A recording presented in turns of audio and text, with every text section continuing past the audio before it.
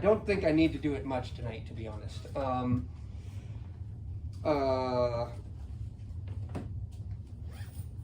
For the, I guess, just in the interest of everybody. So first off, I have come to get a little more familiar with your approach to Shakespeare. The past My week or so. specific approach? Yes, and I love it, and I love it, and I'm definitely not here to step on toes in any way. So all I want to do is just talk about everybody being in the same play. You know, all the best Shakespeare productions I've seen or been in, everybody's in the same play. Of course. You know? And going back to the before I gave the direction of follow the music in terms of tone, I said we're starting natural here and building up from there, and starting with the human and building up from there. And that's really the only thing, is just be ready for me. And I don't think you need to worry about it that much because I don't hear you doing it that often. But one thing that I will do is jump on you if I think you're putting stresses in place that make the sentence not make sense anymore. Yeah. This is a big thing that happens with Shakespeare a lot. And so just A, be ready for that. And then B, the only sort of like general guide or advice that I would give, in addition to the awesome work that you already do, and Sarah, I'm not focusing too much on you because Sarah and I talk about Shakespeare all the fucking time. She knows exactly how I feel about all this stuff. The more you can access your natural voice in any given line before you add poetry, before you look at the meter, before anything like that, then the more control you'll have with the meter and the poetry and so forth and so on, right? So for me, and maybe I take it too far in performance, but for me it's about getting to a point where I can access just as much nuance and tone of voice and inflection with a Shakespeare line as I do when I'm talking in my modern voice, and then adding what poetic delivery I think the script is asking for on top of that.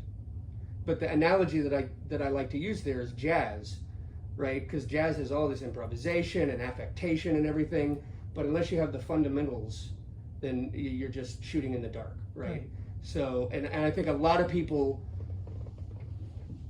cover for a lack of understand of that kind of nuanced understanding on an individual line with poetic delivery, right? And so that's like the most common problem that I see with Shakespeare is someone is not able to speak a line as if it's their own words, and so instead they get poetic, and that compounds the problem of the words being difficult to understand for people who haven't studied it.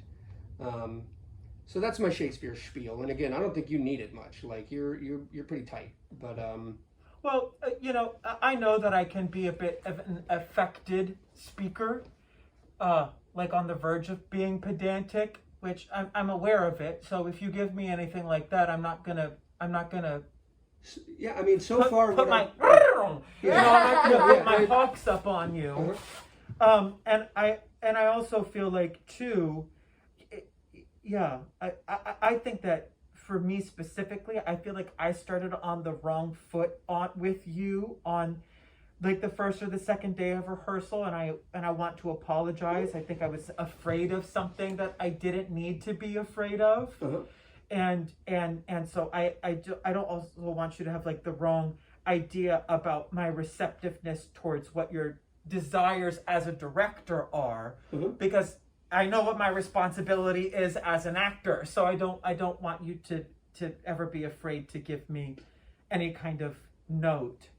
And then like as far as like affectation, obviously I'm a big old queer, and it's something that I am perpetually aware of and do the best that I can to combat seeming like a big old faggot on stage.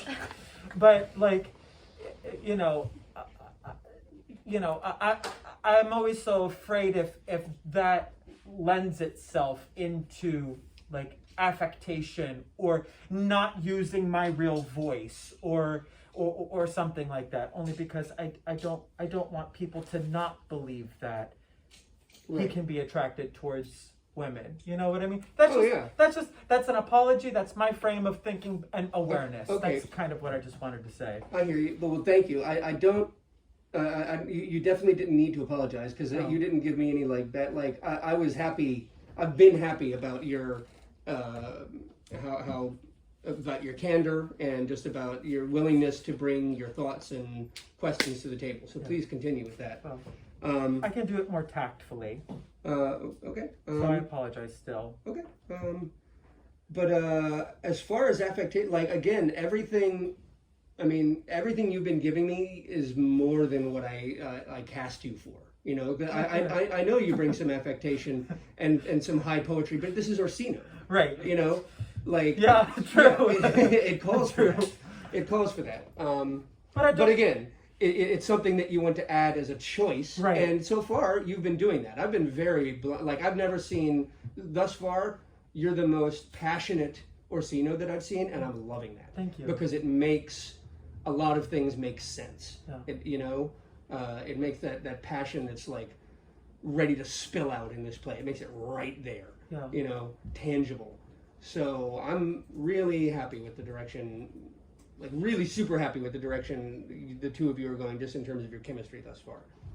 But this was more just about a spiel that I want to give everybody, so that we can make sure as a team that we're telling the same story. Right. Right. And being in the same play, that was the Yeah. other thing that you had said also, that we're all living in the same play, which we're not going to know if we're all living in the same play until Friday or something like that, right? Yeah. Well, next Monday we're aiming to be our first stumble through. This week is about.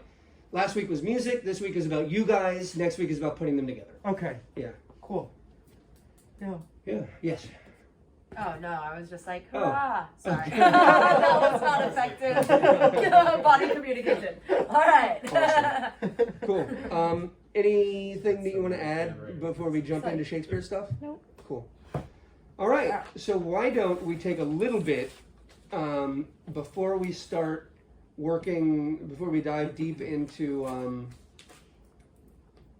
your first scene? Let's